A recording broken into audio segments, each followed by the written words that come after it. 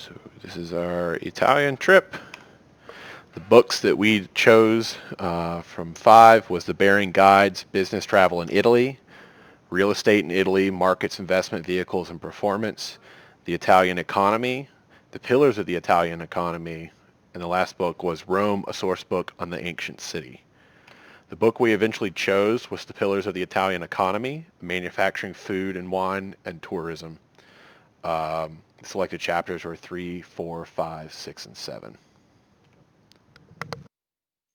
So, chapter three was the case of mechanical engineering, which covers the 1900 exports for manufactured goods generated $108 million. 1950 was 795. 1970 was 11,090 million, and 2014 had reached 436,790 million, which made Italy fifth on the list of G7 countries for manufactured goods. There's a historical divide between the North and the South for industry and agriculture that still exists. Um, and in 2014, the country's trade balance of machines and equipment was 55 billion euros, making it third globally. All metrics of manufacturing goods of all levels ranks Italy second in the EU due to its early history and traditions of craftsman-made goods. However, they're downplayed in importance. Most of the industry is generated by small and medium-sized facilities. Now, due to COVID, many of the small and medium-sized facilities have had to close temporarily, and the SMEs in manufacturing are about 50% of the industry, and the government has stepped in to provide loan and stabilize the supply chains. They also have put 100 billion euros into stimulating their economy. Chapter 4 is the automatic package machinery sector in Italy and Germany. The packaging industry got its start due to the military need for storage, and companies like Ducati got their start making this kind of stuff for the government. In 2012, they exported 3.5 billion euros worth of machinery, and in 2011, Italy accounted for 27.1% share of the world's supply of packing machinery. Most of the companies are stationed in northern Italy and combined are larger than Spain and France's production numbers. Um, Takeaways that the country as a whole is deceptive in how high they rank in manufacturing, where they're the leader in medium and high tech manufacturing. And they face heavy competition on the low level manufacturing from China, Vietnam, and India. Um, so many of the plants are now shut down or reducing their abilities due to COVID.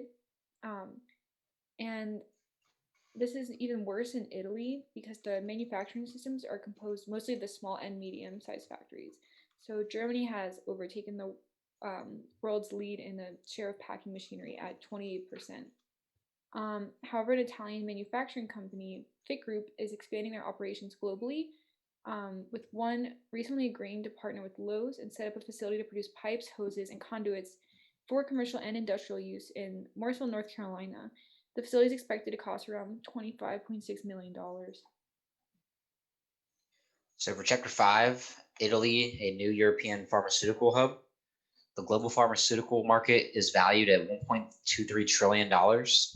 Italy accounts for 28.7 billion euros of this industry, or about $33.9 billion.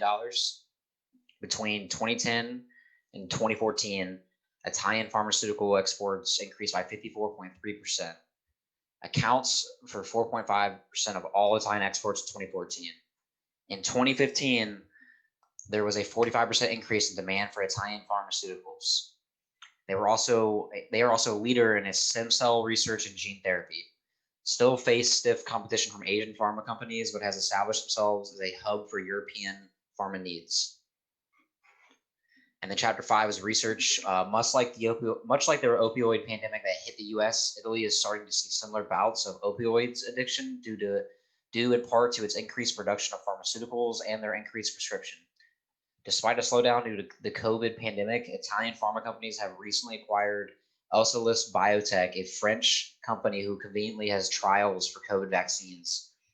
Italian group Menarini Group has bought Stemline Therapeutics, a U.S. company, for $667 million. Both of these acquisitions shows that at least the pharmaceutical companies in Italy are starting to get back on their feet. And chapter 6, the food and wine. Italy ranks first globally for most environmentally sustainable and innovative agriculture, which combined with how the country on average also yields 2,000 euros of added value per farm hectare, meaning that it has the most profitable farmland in the world while also being sustainable. Italy has 44,000 or 17% of all the EU's organic food companies. The country does not have to import almost all that this sorry, excuse me. The country does have to import almost all of its cattle and resources, leading to a trade deficit on the agriculture side in 2014 of 5.9 billion. However, this deficit down from 8.6 billion in 2011. However, once these goods are turned into produce such as pasta, tomato sauces, and coffee, they reverse this deficit and in 2014 generated a trade surplus of 6.7 billion euros. Wine is by far the largest contributor to the food industry, as in 2014 it was 38%. In 2015, the Italian wine industry generated 7.3 billion euros. Italy exports more wine than anyone else in the world. However, many of the producers of this wine are small and medium-sized businesses, which diversifies their market and continues the country's success and innovation. And then for the research, due to the pandemic, wine sales have fallen to a 30-year low and exports are down 4%. However, as a result, some winemakers also have taken this downtime to reinvent old recipes or bring back extinct ones, such as the case of Ricasoli Winery in Tuscany. However, cases are on the rise again, so it looks like another shutdown could occur for the country. Next is Italian tourism. In 2014, 48.6 million tourists came to Italy, which puts it fifth globally for tourism. Over the years, Italy has declined on the list of most visited countries. However, this status is misleading, as that number the number of actual tourists has continually gone up since 1970, where they were number one on the list. Italy has the highest capacity of any of the EU member states for tourism, meaning it has the largest number of available beds for tourists to stay in. So the attractions for tourism in Italy are very diverse and have constantly changed every year, with some regions such as Veneto seeing 4.6 million new tourists in 2014 from 2010. Italy has the highest Italy has the highest number of UNESCO World Heritage Sites at 51. And research for Chapter 7. Since January 31st, 2020, Italy has had a state of emergency due to COVID, which has seen tourism numbers plummet. The expected loss of overseas tourism is worth 24.6 billion euros, and from domestic travel, it's also down 43.6 billion euros. In popular tourist places such as Florence and Rome, the Italian Confederation of Business reported that 70% of hotels did not reopen after the lockdown was lifted, and this was according to CNN. There's also a ban on American tourists, which are one of the largest contributors to foreign tourism. And this has seen the industry tank for the financial year of 2020, but experts in the industry expect it to recover by 2022. And for our places that we decided would be good to visit, we chose the Frascati Vineyard just outside of Rome, where you could learn firsthand about the Italian wine industry. So their food and wine industry you could see firsthand. We also decided to visit the Pizzichetti Cheria Ruggieri, one of Rome's oldest grocery stores, at least I think the oldest continually operated one.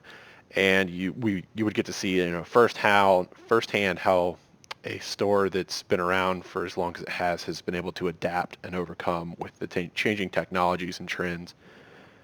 And the last place we chose to visit would be Open Baladin, who is one of the pioneers of Italian craft beer, where we would see firsthand how new markets have opened, and it showcased the innovation in the Italian food and wine industry. And that's it.